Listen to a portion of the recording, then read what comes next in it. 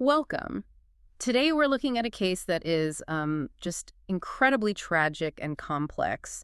It's the 1994 contract killing of Farah Fratta in Texas. It really is. And the sources we have here detail a criminal case that stretches over nearly 3 decades. Right. It covers everything from, the initial marriage problems and a really bitter custody battle, all the way through the planning of the murder, the trials, appeals. And ultimately the final conclusion for the man who orchestrated it all. It's a remarkable legal saga, but it's also deeply disturbing. I think our goal today is to really synthesize this documentation we have in front of us. Yes, and to do that, we need to analyze the timeline, really unpack the motivations of her estranged husband, Robert Fratta, and trace the legal journey for him and the 2 men he hired. Joseph Pristash and Howard Gigri. That's right. But before we get into the details, we have to acknowledge the immense tragedy at the heart of all this. Our deepest sympathies go out to Farah Fratta and her family, the Beckers. Absolutely. The loss they suffered and then to endure decades of legal battles. It's unimaginable. So let's start with Farah. The victim was Farah Fratta, born Farah Famida Becker in Guildford, Surrey, England on August 5, 1961. She married Robert Allen Fratta back in 1983.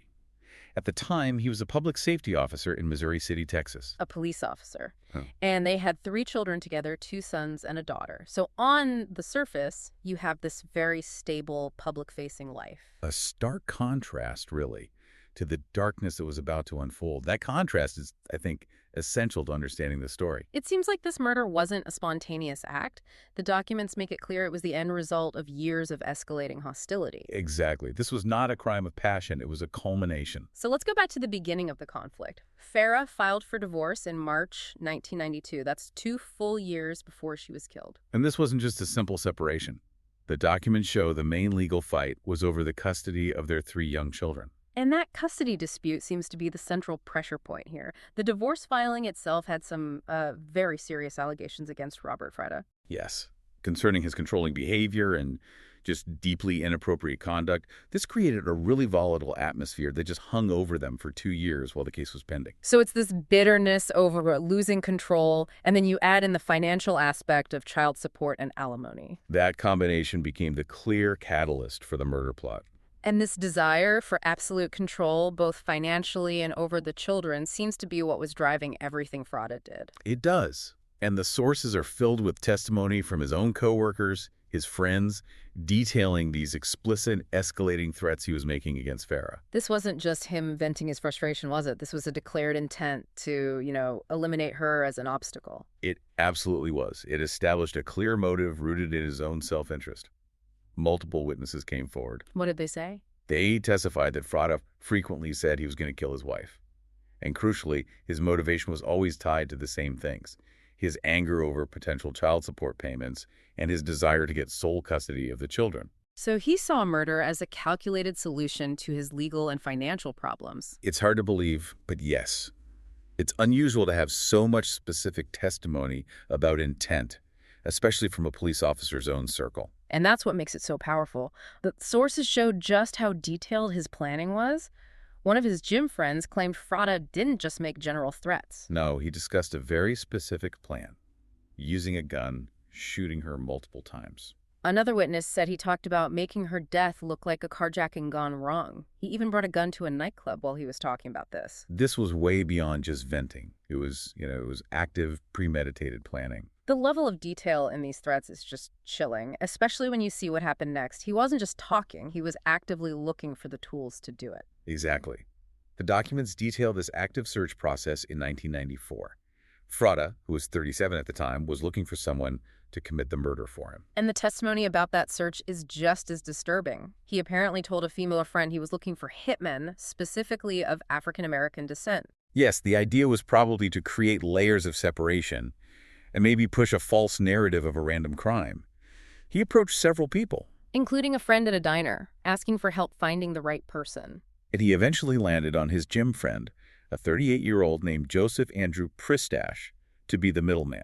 So Pristash was the go-between. Right, and Pristash, in turn, recruited his own neighbor, an 18-year-old named Howard Paul Gidry, to be the actual gunman. So the whole conspiracy, the hierarchy was perfectly clear. Fratta as the mastermind, Pristash as the middleman, and Guidry as the triggerman. And the payment structure that came out in court confirms it. It underscores just how little he valued his wife's life. What were the amounts? Guidry, the shooter, was promised just $1,000. Pristash, for coordinating it, was promised $2,000 and a Jeep. And that transaction provided the concrete proof of solicitation that prosecutors needed for the capital murder charge against Fratta. It did. With the conspiracy in place, everything now moves to the night of November 9, 1994, in Atascocita, Texas. And this was all meticulously planned around the children's schedules to give Fratta an alibi. The cold calculation is really evident in the logistics of that evening. First, Farah had dinner with Fratta and the children. Okay. Then, Fratta puts his alibi into motion. He takes the two younger kids to a church nursery and the oldest to a catechism class. Creating a perfect window of time when he knew Farah would be home alone. Exactly. But Farah actually left the house herself for a little while. She went to get a haircut and then returned home completely unaware that a trap had been set. And while she was doing that, Fratta was at the church establishing his alibi while the hitmen were moving into position. The crime itself happened very quickly. She was in her own garage when she was attacked. She was shot twice in the head by Howard Guidry. And even though Fratta tried to make it look like a random act of violence, it wasn't completely unwitnessed, was it? No. Neighbors heard the gunshots and saw Guidry rushing out of the garage to the getaway car. They described the gunman as an African-American man. And Pristash was right there, driving the getaway car, fulfilling his role as the coordinator on the scene. Mm-hmm. The aftermath is interesting because the police immediately suspected Fratta, but they didn't have that smoking gun right away. No. That lack of immediate physical evidence connecting him to the scene was a problem for them. They questioned him, of course. But they had to release him. They did. Insufficient evidence to directly link him to Pristash or Guidry, or to the weapon at that point. But his behavior, that immediately raised red flags for everyone around him.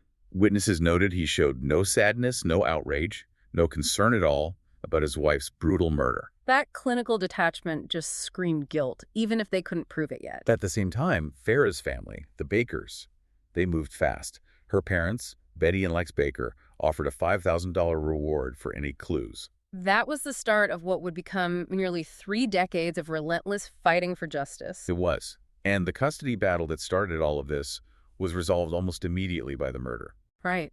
In December 1994, just a month later, a family court judge granted full custody of the children to Farah's parents. And the judge, Robert Hinojosa, was publicly very harsh with Fratta, calling him an unfit parent because of his connection to the murder.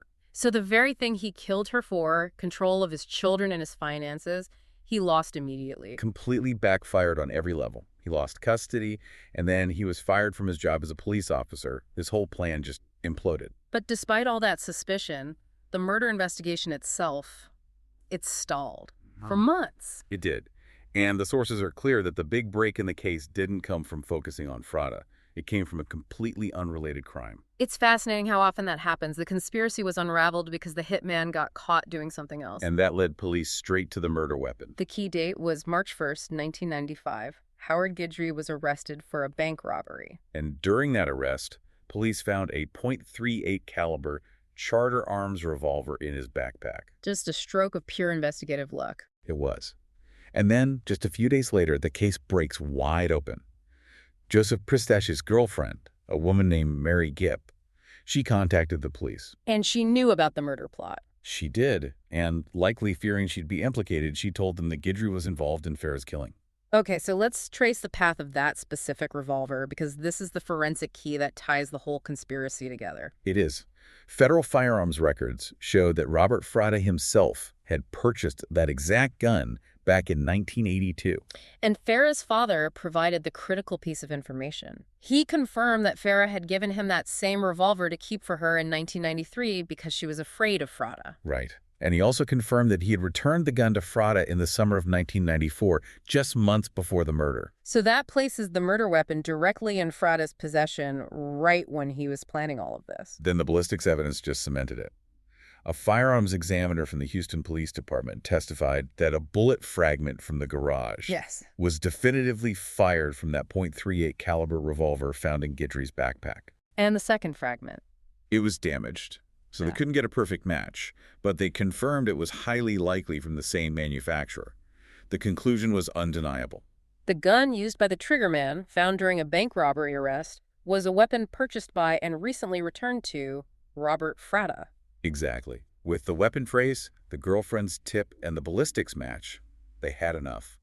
Fratta and Pristash were arrested. And that's when the confessions started to come in from Pristash and Guidry, though those would become legally complicated later on. Yes, but at the time, those statements, along with Mary Gipp's testimony, solidified the whole case. Fratta the mastermind, Pristash the coordinator, Guidry the executioner. And even after all this, the original financial motive just kept popping up. The sources mentioned Fratta faced contempt charges for not paying child support. It's a crucial detail.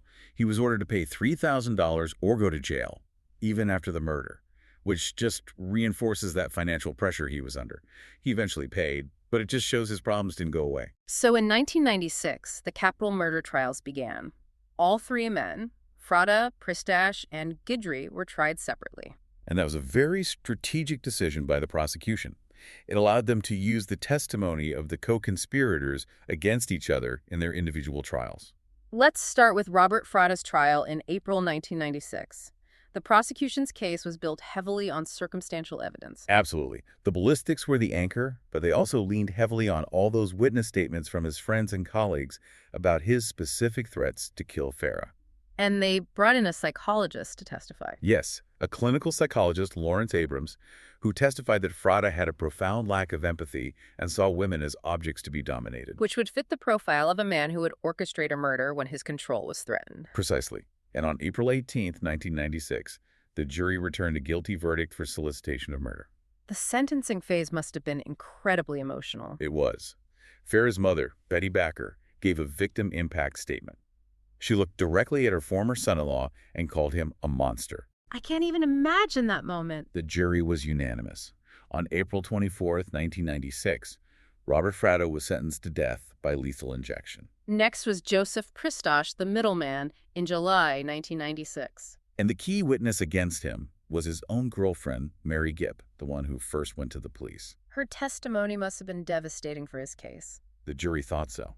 They convicted him of capital murder after deliberating for only 17 minutes. 17 minutes. And just a few days later, on July 11th, he was also sentenced to death. So that leaves the gunman, Howard Guidry. His trial was in March of 1997. He was only 18 when he committed the murder, but the prosecution argued his history of violence and the heinous nature of the crime warranted the death penalty. The defense pushed for a life sentence. They did. And the jury actually struggled with the decision. They were deadlocked for 2 days. But they eventually came to a consensus. Yes, on March 27, 1997, they recommended the death penalty for Guidry as well. So within a year, all three men are convicted and sentenced to death. But that was really just the end of the first chapter. It really was. What came next was nearly 3 decades of complex appeals and legal challenges that stretched this out for the Bakker family. Right after the trials, from 98 to 2000, the appeals began. Fratta's initial ones were dismissed pretty quickly by the Texas courts and then the U.S. Supreme Court. It looked like the convictions were solid at that point, but Guidry was having a very turbulent time on death row. The sources mention a couple of major incidents. First, an attempted escape in 1998. Yes, with 5 other inmates, it failed. And then, in February 2000, something even more serious. The hostage situation. A 13-hour hostage situation. He and another inmate held a female correctional officer protesting what they called poor living conditions. It ended peacefully, but it certainly didn't help his case for leniency. No. But despite all that, the legal landscape did eventually shift. Both Guidry and Fratta managed to win new trials. Let's start with Guidry's. In January 2005, a federal court granted him a retrial. On what ground? The court found that the original prosecution had misused hearsay evidence and had mishandled some other evidence. Basically, procedural errors. So in 2007, 10 years later, he was back in court. He was. And the prosecution had to rebuild their case, calling back the original witnesses, including Farah's father and Mary Gipp. And the outcome? The underlying facts were just too strong. Even without the procedural errors, the core evidence was overwhelming. He was convicted of capital murder again. And sentenced to death again. And sentenced to death again on March 1st, 2007. So then Fratta's case also gets overturned. That's right. In October 2007, a U.S. district judge ruled that the case against Fratta had relied too heavily on the confessions of Pristash and Guidry. citing questionable conduct by the police or prosecution in how they got those statements. Exactly. So that set the stage for Fratta's second trial in 2009. And this one was a real test for the prosecution. Because they were now barred from using the confessions of his accomplices against him? Right. They had to prove his guilt using only the independent, circumstantial evidence. And this is where the strength of the original investigation really shines through, isn't it? It really is. The circumstantial case, the ballistics, his threats, the financial motive, it was so strong that it didn't even need the confessions. They presented the gun evidence, the witness testimony about his plans. And then the most dramatic testimony of all came from his own children. It's hard to fathom. They had changed their last names to Baker, their grandparents' name, effectively erasing him, to have them testify against their own father. That has to be the most powerful indictment possible. It really does. And on May 14, 2009, the jury found him guilty again of solicitation of capital murder. And the sentencing phase, his defense argued for a life sentence, right? They did, pointing to his good behavior in prison for 15 years. Yeah. But the prosecution argued that the crime was so calculated and cruel that he still deserved the ultimate penalty. And the jury agreed. He was resentenced to death on May 29, 2009. But even after the retrials, the appeals continued for another decade. It wasn't until around 2018-2019 that the final appeals for Pristash and Fratta were exhausted by the Supreme Court. Right. And with those appeals done, the focus finally shifted to the execution phase for Robert Fratta. An execution order was signed in October 2022 for January 10, 2023. And his defense team fought right up to the very end. They filed a lawsuit arguing that the state was using expired drugs for the lethal injection, which they claimed was cruel and unusual punishment. That was rejected, and then there was another last-ditch appeal to the Supreme Court. Yes, a very technical claim that prosecutors had hidden evidence that a witness had been hypnotized by investigators. The Supreme Court dismissed that one as well, and his clemency petition was denied. So the day of the execution arrived, January 10th, 2023, 28 years and 2 months after Farah's murder. And there was still drama right up to the last minute. A judge actually issued a stay of execution over the expired drugs issue. But that was immediately overturned by higher courts, and the execution went forward that night. Robert Fratta was pronounced dead at 7:49 p.m. And after all those years of proclaiming his innocence, the records show he made no final statement. Just silence. The witnesses there included his own son, Bradley Backer, and Farah's brother, Zane Backer. Andy Kahn, the director of victim services, called him a coward for not even acknowledging his family or offering an apology. So Fratta was executed. What about the other two? Joseph Pristash, the middleman, actually died on death row from unknown causes in June of 2025 before his execution date was set. And Howard Guidry. Howard Guidry, the gunman, remains on death row at the Allen B. Polunsky unit, still going through his own appellate process. This case, it received a lot of media attention over the years. 48 Hours Mystery documentary series. And most recently, a Hulu series called The Lesson is Murder featured interviews with Fratta from before his execution, where he maintained his innocence to the very end. So we've walked through the whole timeline now, from the bitter divorce to the calculated murder-for-hire plot, all the way through decades of legal battles. And what this material really shows is just how persistent the pursuit of justice has to be in a case like this. The determination of Farah's family, the Backers, for over 28 years is just incredible. The whole case really hinged on that physical evidence. The revolver and the witness testimony about his motive, that ultimately proved to be more powerful than any confession. And the retrials really highlight the scrutiny the justice system tries to apply, even when it leads back to the same result, which I think leaves a really interesting question for you to consider. Okay, so what should you be thinking about here? Well, the legal errors in Fratta's first trial were significant enough that he got a whole new trial. But he was convicted again, without the confessions, based solely on the strength of the other evidence, his motive, his threats, the gun. This suggests the truth of the case was so overwhelming that it couldn't be undone by procedural mistakes. So the question is, does a focus on perfecting legal procedure always align with the ultimate pursuit of justice? Thank you for joining us for this in-depth look at the source material. We hope this exploration provided you with valuable perspective on the facts of this tragic case. Host, speaker, and expert speaker, thanks for listening.